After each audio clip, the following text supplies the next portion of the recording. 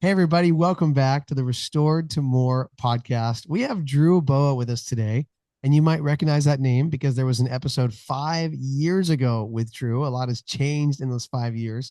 We got to reconnect on his podcast, and we are excited for him to share everything that is going on ours. And so, welcome, Drew. We're so glad you're with us. Thanks, Clint. Same. Drew, talk to us. 5 years. Like what have you been doing? What have you been up What have we been doing for to? 5 years, Drew? Some of it, but like inform our audience. I know we're gonna talk about some fun things that you've done in between now and some things you've created, but I want you to share. Like talk to us about what's been going on in your ministry in the past 5 years Mhm. and yeah, what you've been seeing. I wrote a book called Outgrow Porn, Find Lasting Freedom Without Fighting an Exhausting Battle. And that's the book I wish I had when I started sexual recovery. Mm. I've also been continuing to learn about how to do that and what that looks like, whether it's one-on-one or in a group or at a retreat. Yeah. And the good news that I've been finding is Jesus heals people in so many different ways.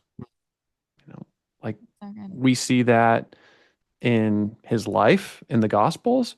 And I think we see that in so many different kinds of therapy and so many different ways that God can meet us Mm. in our sexual stories. Mm, I love that. so powerful. When So you say good. that, it kind of denounced the whole like there's not one size fits all, right? Like there's this, it's almost his presence is is present in Yeah. everyone's story, but he's not Yeah. going to show up the exact same way in everybody's healing. Right. Is that what you're Mm. alluding to? Yes. I like the way you said that. There's one savior who fits all, but he does that in a different way for each person. Yeah. Yeah. So good. You said that this is the book that you wish you had.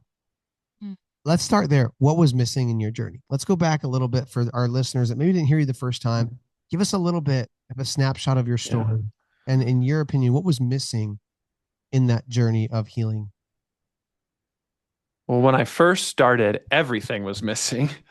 Um, I would say that a huge part of my story is a specific sexual fantasy Mm. that I never understood and thought was really weird. And I hated that I had this. And it was also very fascinating for me, like a magnetic pull. And so every time I would search for something online to sexually stimulate me, it would be that very specific theme. And and a huge part of what I was missing was like why? Mm. Yeah. And not only why, but also like could it possibly lose its power? Mm. Wow. Like if that fantasy was not as overwhelming, Yeah. if it was less magical, less magnetic, and more just kind of normal, like, oh, I don't need that, Yeah. it would be so much easier. Wow. And it took me a long time to Mm. finally understand, um, and to finally get to the point where um, it's not the same as it was. Mm. Mm. Wow. Why the binky on the Mm. front cover of the book? Yes. So the cover of my book has a pacifier front and center because I think that is the best picture of what porn does. Mm. It is a kind of pacifier. What is a pacifier? Well, it's a fake nipple.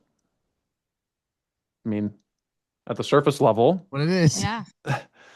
that's what porn is. And also, it's a childhood coping mechanism. Mm. It's a way that boys and girls learn to soothe themselves from a young age. Yeah. And for almost everyone who struggles with porn, it did not start in adulthood. Yeah. Yeah. It's true. It started in childhood as a solution Mm. to whatever we were feeling. So I believe porn is a pacifier. And on the flip side, that pacifier is laced with poison. So porn is also a predator. And so a huge part of learning to release myself from shame and what I tell other people is, like, before you chose porn, porn chose you. Before you searched for it, this $100 billion industry searched for you and exploited you from a young age. So Wow. it's not your fault that you were handed this pacifier. It is your responsibility to outgrow it. So good. So good. And I love that outgrow idea, because that's what kids do, right? They outgrow it. They go, oh, I'm going to outgrow a pacifier. A lot of times they go to their thumb eventually. And then eventually it's like, okay, I'm not going to put my fingers in my mouth anymore. Like, I'm going to find a way to process my feelings. I'm going to find a way to vocalize what I need. Go ahead. And why are they able to outgrow it? Not because they had a bunch of discipline or willpower or they read the right books. Is because they developed to a certain point when, like, they reached maturity. And that's what so many of us are doing in this addiction recovery adventure. It's becoming emotionally, sexually, spiritually mature. Wow. Yeah. Yeah. I love that. I love that. Developing. I think about a kid who's crying. We actually have this in our workbook as well. Like in our course, we talk about a pacifier, because it's just a perfect, like, picture of what's going on, and we're pacifying. When kids are crying, sometimes we just use a pacifier for everything. Like, they fall down and they get hurt and they're like, scratch, just pacify them, just boom. And it's like, it's like, okay, the pain from the knee went away, or they're hungry, or they're thirsty. We don't know what they need, but just this takes care of their crying. And I think you're right. Like, the skill set that I think about as a kid, like they develop communication, right? They eventually know how to communicate, ow, or I'm hungry, or I'm thirsty, or hey, can I sit with you? I feel lonely, or whatever it is, versus just crying and pacifying. So, the pacifier is essentially saying, make it stop, make the feeling go away, even if it's just for a little while. Whereas if you take out the pacifier and you start that communication, you get to the real needs. So good. Okay, so I know that you like to connect these dots between the type of fantasies that people have, that you had, and kind of trying to understand that a little bit. We're just going to get personal in here, Drew. You can be as personal as you want, or you can be not as personal as you'd like. You can kind of go over it. For you, without diving into like what that fantasy was, I'm curious if you're open to sharing about what that fantasy did for you. Like, what was the message behind that fantasy that it was coping with? Does that make sense? Yes. Well, it starts with asking, okay, how does that fantasy make me feel, or what does it promise to me? And it's usually a deeper desire. So in my case, some of those desires that I feel most deeply that were animating those fantasies include being accepted, being included, and also being powerful. And if I take those three feelings and I ask, okay, when have I felt the exact opposite? I'm asking, when have I felt rejected, excluded, and powerless? And that takes me right back to when I was 13 years old, going through the worst trauma of my life. And it was during middle school. Now, middle school's hard for everyone, but for me, it was exponentially worse because of moving to a different country, completely different school, being like an alien and just wanting to escape. Spending more and more time locked in my room, playing video games and finding porn. That was where it all really started for me. It was with 13-year-old Drew and 14-year-old Drew.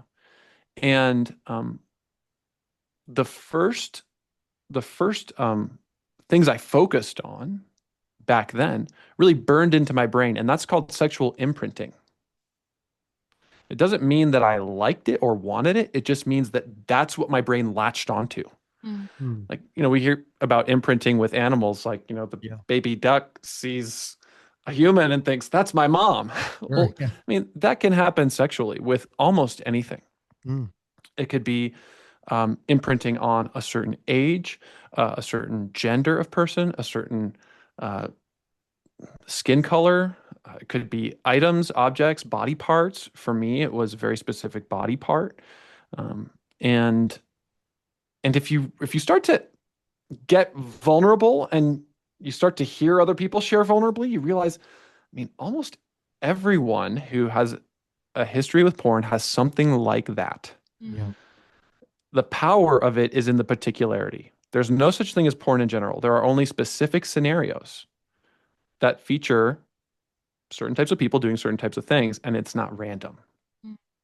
There's a reason why certain things stand out. Yeah. What I love about that is that you went back to, what do I feel? Like, what am I feeling underneath this situation and this type of pornography?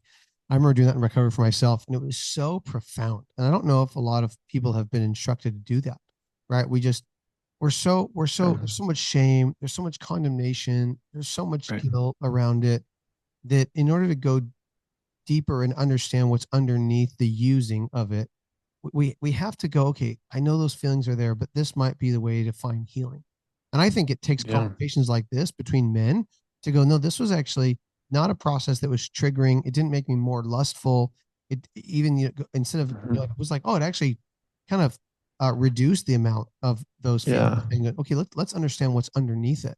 And I just want Yeah. to relate to you, Drew, on this episode. I mean, for me, when I was questioned, okay, Clint, what kind of pornography do you watch? And why do you watch it? And what is it? What are you feeling after those moments? And why do you think it's that type? And then remembering, like, what was going on in your life during that season. I have a lot of similarities to what you were saying. For me, it was feeling wanted. It was feeling desired. It was a sense of successful. It was a sense of being chosen. I felt like a certain type of person was like, um, that was a viewed as a success in my life. And so that person then choosing me in what type of pornography I was Right. watching made me feel like, oh, I must be more successful, wanted, desired. And I had the sense of longing. And if I look at my story, like, there was so much that wasn't in there of being chosen. We were moving around the parts of the state. I was moving from friend group to friend group. I didn't have a church home. I didn't have a friend group that was like really welcoming to me.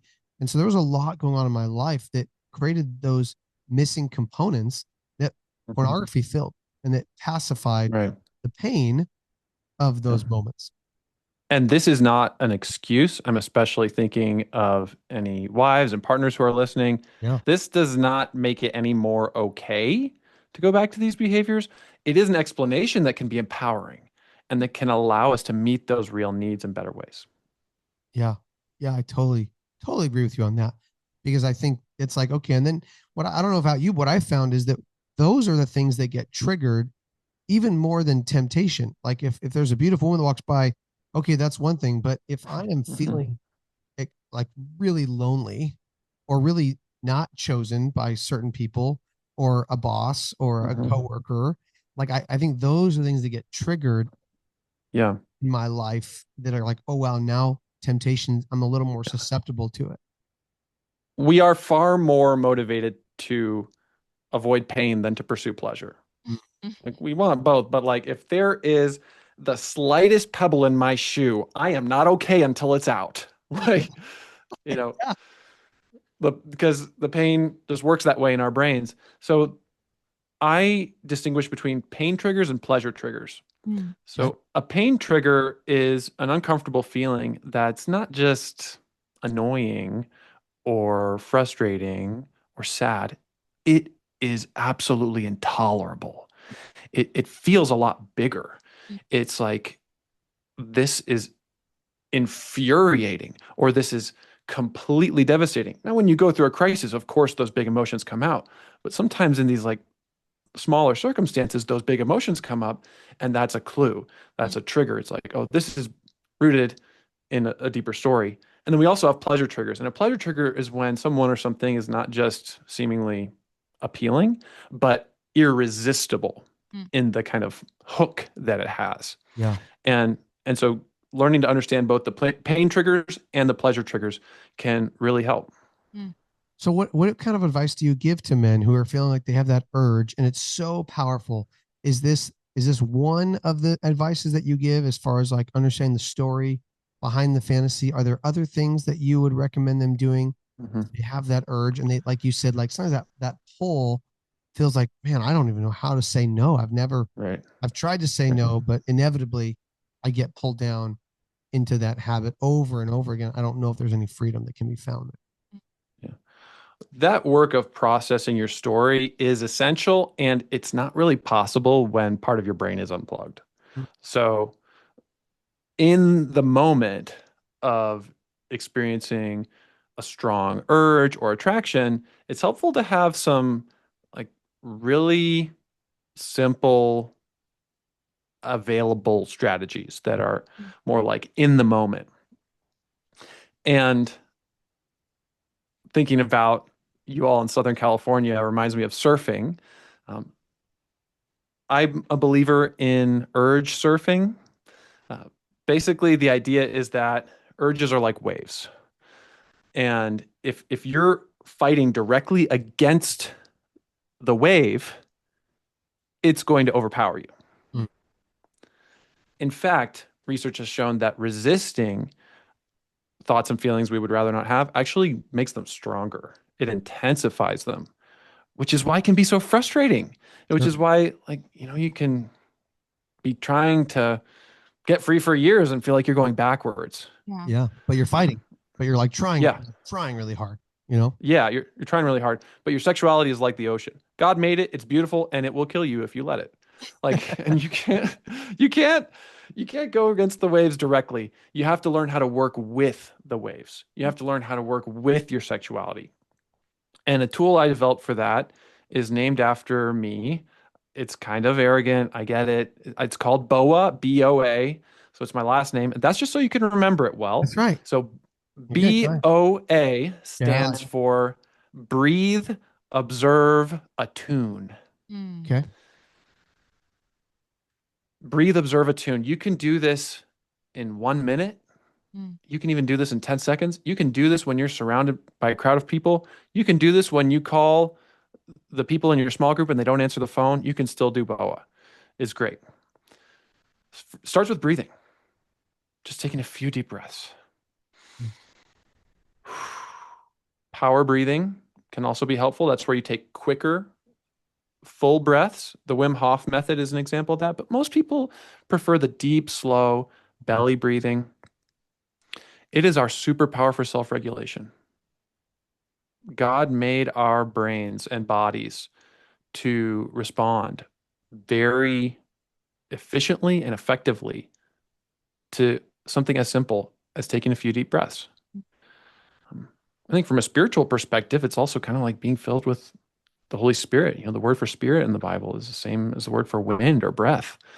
So it's really helpful to breathe through it, not to battle over it.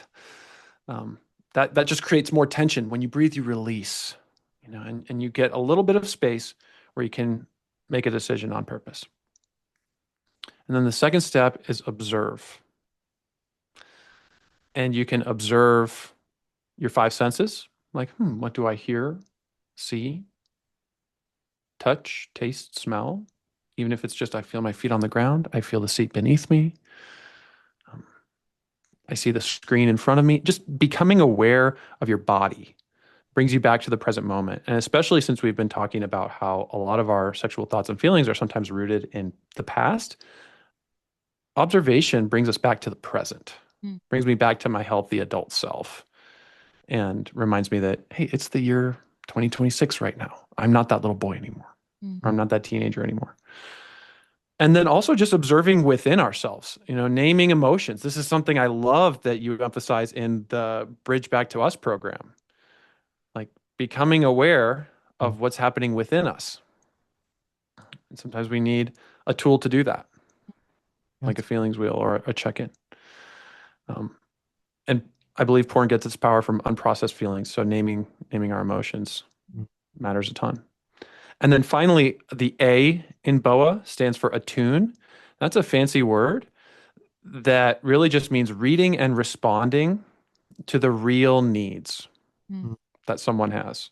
So if my kid's crying, instead of giving my kid a pacifier, I'm attuning means, is this kid hungry, tired, lonely?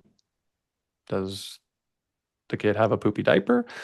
Like lots of different potential explanations. And so we need to learn how to do that within ourselves. Like, what do I really need right now? Yep.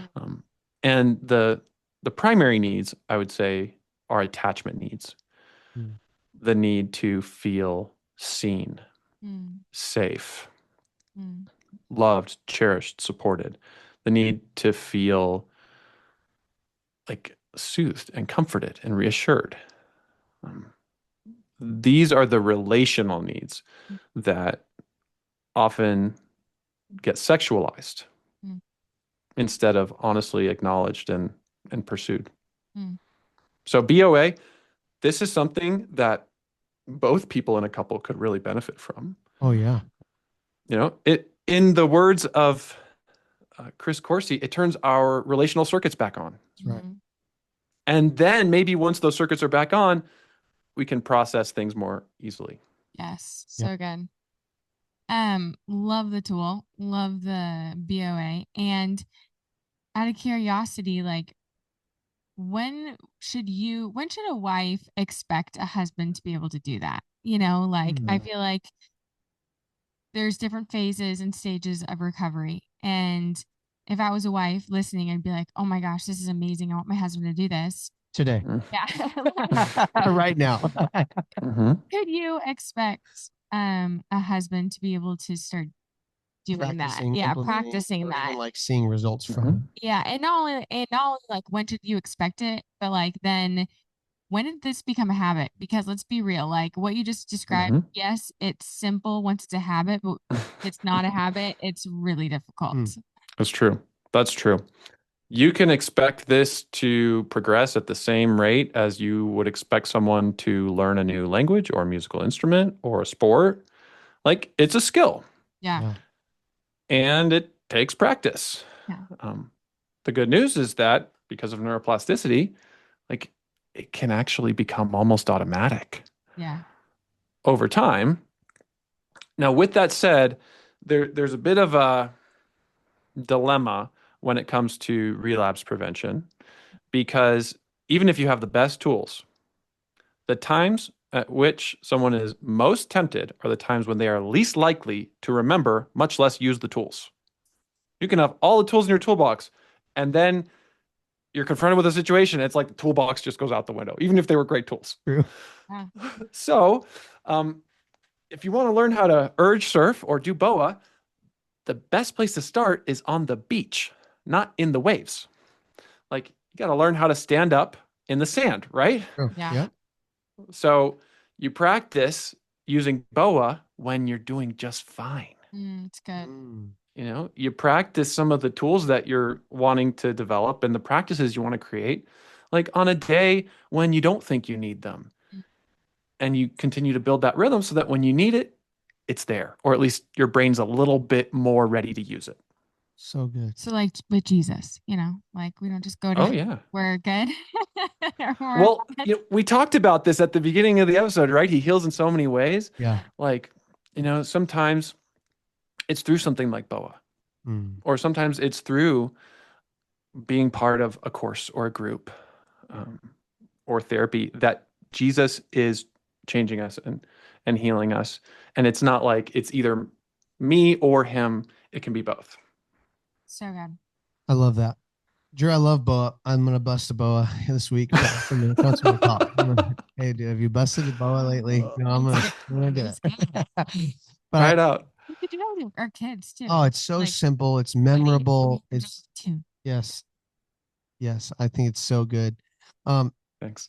Where you ended with that was the attachment needs. And we're big believers. Yeah. And this is why I think so many men don't experience the level of healing they want to, but they've never experienced community the way God designed it, or intimacy with other men, or men that they can call.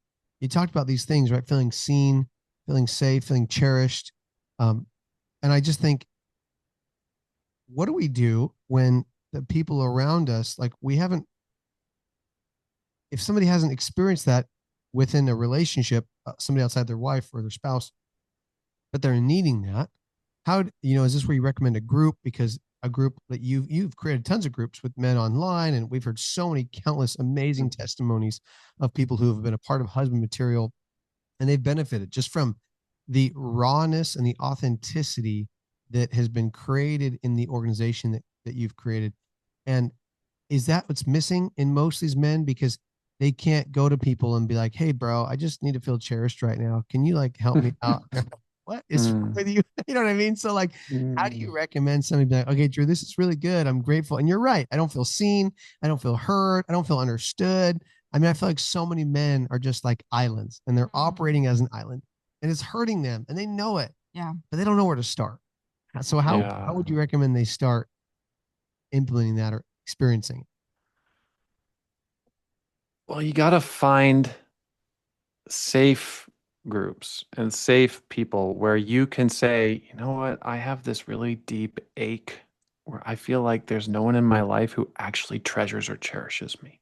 Mm. And be able to say that and for that to be allowed, Mm. like, is a rare thing in our world. And I think you're creating spaces like that where men and women are doing that together, which is amazing. I'm doing that in spaces where men can be honest about even their deepest, darkest sexual secrets, um, with much more graphic detail. The things that maybe I didn't share about Yeah. my own Yeah. arousal. And where we can talk about that and just like let it wither Mm. because it's coming into the light. But you got to find if you're on an island, you got to find like not just a boat, but like a really good boat, you know? Yeah. Yeah. And sometimes you have to go first in being vulnerable Mm. so that others will start to get the hang of it. Mm. So good. So good. So true. And I hope men listening to this feel encouraged. Like, man, there are men I know at one point, Drew, I bet you could too. Like, I know I felt so alone. Like, even as a Christian, even in Bible studies, even going to church my whole life, even as my dad who was a pastor, like even as I was leading on the worship team, like you name it, I was doing it. I was this perfect poster Christian. And I felt so alone. Can you relate to that at all, Drew? Feeling like, man, I'm doing everything right on paper, but nobody really knows the real me. Yeah. Or if they did, then they would be disgusted, or I would just be more embarrassed and humiliated. Yeah. So when we find people who like can truly receive Mm. that deep sharing, it starts to disprove some of those lies that, oh, maybe I'm not disqualified from being loved. Mm. And I also want to clarify that I don't expect, and it's not fair to ask someone experiencing betrayal trauma to be the source of all that. Yeah. For the person who's hurting them. Like, uh, and a huge part of this is finding those needs met by God. Yeah. Mm.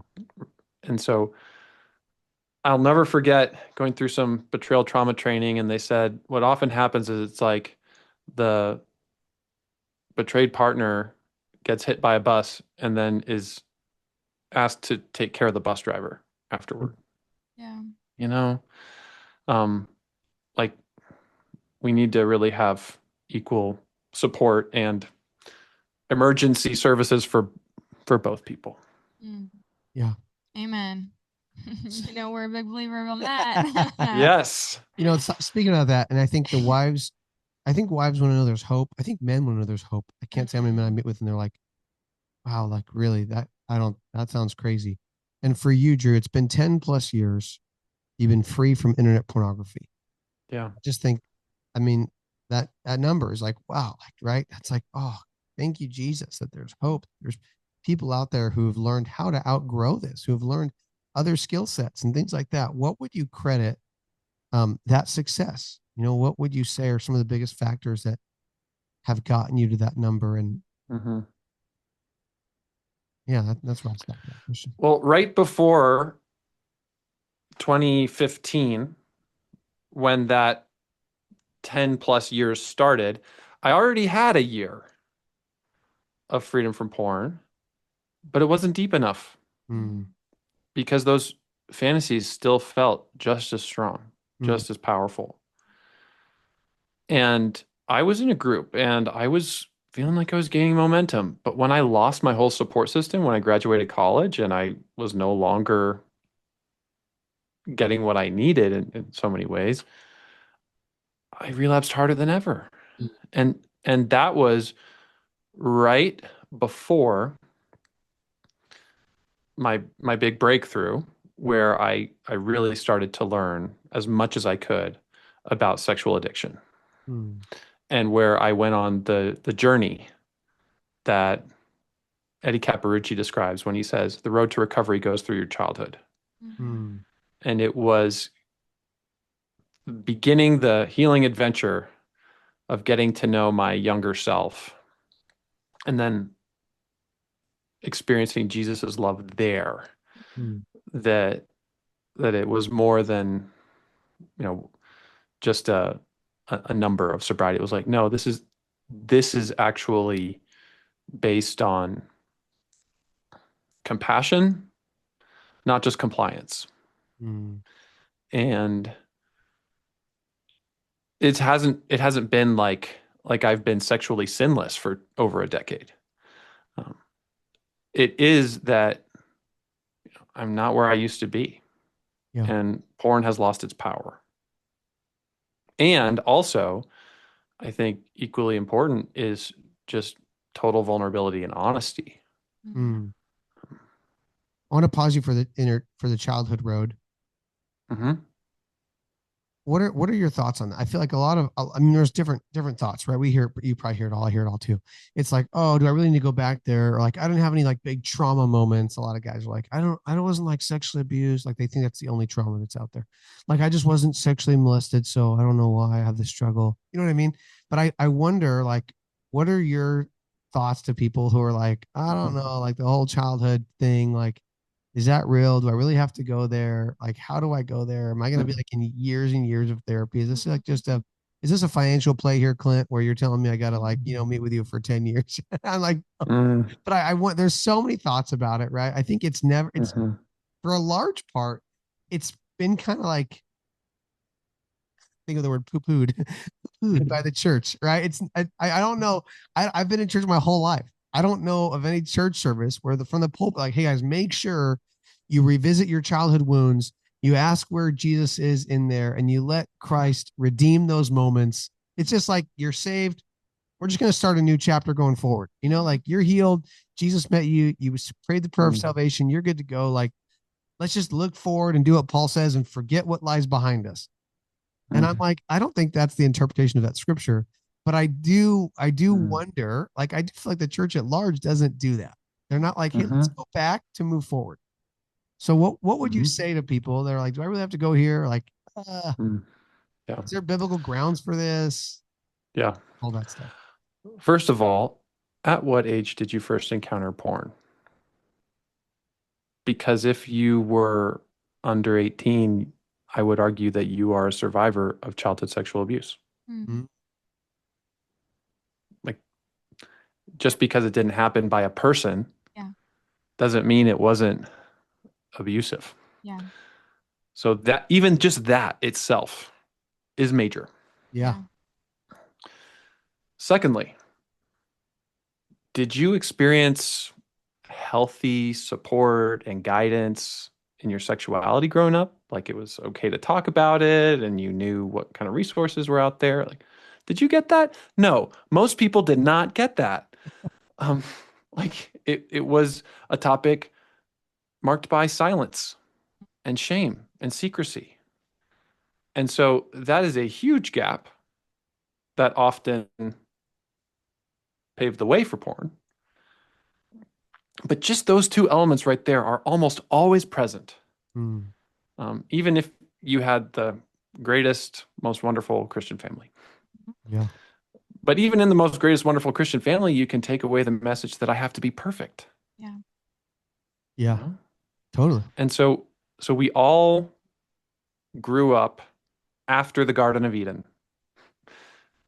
raised by sinners, and we ourselves are sinners. So I would say, yes, this is a sexual sin, and so you can treat it like other sins. And also, there's the bigger systemic sin of a society that allowed us to be exposed to porn and didn't provide education either. Yeah. So we're all healing. And if I look at it from a biblical perspective, my favorite chapter of the Bible is Psalm 131, which says, I have stilled and quieted my soul like a weaned child with its mother. There's this image of my soul as a young child receiving secure attachment. And the psalmist is saying, I have learned how to do that. Wow. And I think that's what inner child work is. It's learning how to bring calm and comfort and connection to a young part of me that is struggling, is in discomfort. And sometimes that happens with a friend. Sometimes that happens with the Lord. Sometimes that happens with my spouse. And so it's really not anti-biblical. In some ways, it's learning how to respond like Jesus did when he encountered people who were deep in sexual shame and brokenness. He always came closer. He was always kind. He was very tender. And like that's how we want to be too. And Jesus said, let the little children come to me.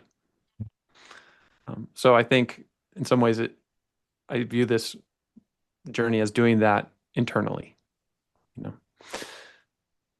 In fact, if you had to summarize the book Outgrow Porn in one sentence, it would be heal the boy to free the man.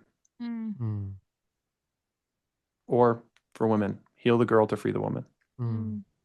So good. So powerful. And I wrote this down, but I loved it so much. And you used the word adventure and wrote, I got that too. Getting to know my younger self to heal my inner self. And I love the word adventure because to me, it's like, who doesn't want to go on an adventure, And versus like, oh my gosh, the long road of recovery and drudgery and dark. But an adventure is like, it's fun. Oh It's my exhilarating. gosh, let's go on an adventure, And I really love that. I love that perspective. I love that outlook.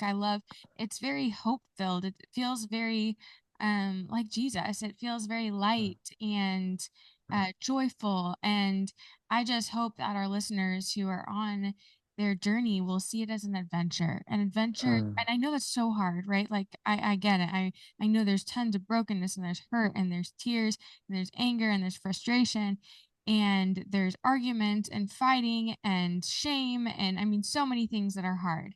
And it can be an adventure. It can be an adventure to get to know one another. It can be an adventure. And when you think of an adventure, like I imagined like back in the day, even like I love the movie Young David. And our boys love it. And young David goes on adventures, and there are some adventures that are beautiful, and you see beautiful, lush green hills with sheep and butterflies, and the sky is beautiful. And on the adventure is also dark, drudgery, valley of the shadow of death, right? And so just accepting, like, we're gonna go on adventure with Jesus, and he's gonna be your shepherd, and he is going to lead you. And there's going to be shadows and valleys of death, and there's going to be mountaintops and valleys of peace and restoration that only he can do. So I love that perspective, and I am just so grateful that you shared that because it's just so beautiful. Thank you. Yeah. I'm getting fired up hearing you talk about that. Like, that is great. I'm so glad you picked up on that because we've been talking about this, how like, and I just really think, I'm getting pumped, man. Cause it's like, man, the church and so many people are so broken sexually. And we know it's this key part of us. It's this key part of our heart. And it influences so much of how we perceive the world, how we interact with every person, or the thoughts that occupy our mind when we watch a show, or there's this or that. I mean, it just is all over. Sexuality is just ingrained into our culture, ingrained in everything we do. And the question is, has it been, have we gone on that adventure with Jesus? Have we been healed in the inner childhood stuff? Are we walking in wholeness in that area? And are we walking in freedom and peace and almost this like exhilaration, this excitement of like, oh man, that doesn't control me. That doesn't own me. Mm-hmm. And I think so many Christians aren't, right? And they feel trapped, and there's so much shame and there's guilt. And if they want to be recovered, they have to go join a group and be there forever. And it's like, oh, I'm just a recovering label. And like they have to have a label around it versus like, hey, let's talk. We're all broken in this area. None of us really had great examples. A lot of us weren't, we didn't have great parents that were like talking about this one area. Yeah. Maybe great parents, but they didn't even know how to address it because their parents know how to address it. And so they just passed that down. And instead of having so much discouragement around it, it's like, hey, let's just develop the skill sets. I love that you talked about that today, Drew, because I think, yes, let's develop skill sets. Like, who doesn't want to learn an instrument that could change? Like, oh, like I'd love to learn an instrument if I had time, and I'd learn an instrument, or I'd love a new practice. Maybe I'd love to go surf or learn how to paint or do this exercise. People always have ambition to acquire a new skill set because I think it'll enhance their life. And I think this is one of those skill sets. Like, why don't we just get excited about learning the skill set of regulating, of doing those practices to attune to our own self, to learn what attachments we need, and to heal sexually. So I'm so Amen. I'm stoked on what you're doing, Let's man. go. I'm pumped. I love it. You guys pick up a copy of his book. It's phenomenal. Loved reading it myself. Drew, how can people that are hearing this, they're as fired up as we are right now, and like, I got to get plugged in. How can learn about what you're doing and get plugged in? Well, I want you to do something that I call taking a redemptive risk. Mm. So when we say this is an adventure, if we want to make it practical, take a redemptive risk. Like it. A redemptive risk is something that you believe could heal you, or it also could hurt you or harm you, depending on how it goes. But you have a reasonable expectation that, like, oh, if I was really brave and courageous, I would do this thing that scares me. Mm. And doing that redemptive risk could even just have been listening to this podcast today or watching this video. Like, thank you for spending the time with us. And maybe your next redemptive risk is to get a copy of Outgrow Porn at outgrowporn.com, or to go to husbandmaterial.com. And if you're a man age 18 and up, you can join our private community. Get into a group with the Bridge Back to Us, please. And there are so many great ways to move forward. But those are just some of the first steps. I don't want to say baby steps because there are no baby steps. Yeah. Every step is giant. Yeah. Way to go. And in all of our opinion, completely worth it. Yes. Drew, thanks for being with us. And I echo that. Thanks a ton for listening. If you've been here, we're so grateful. And we can't wait to have you listen to the next episode next week.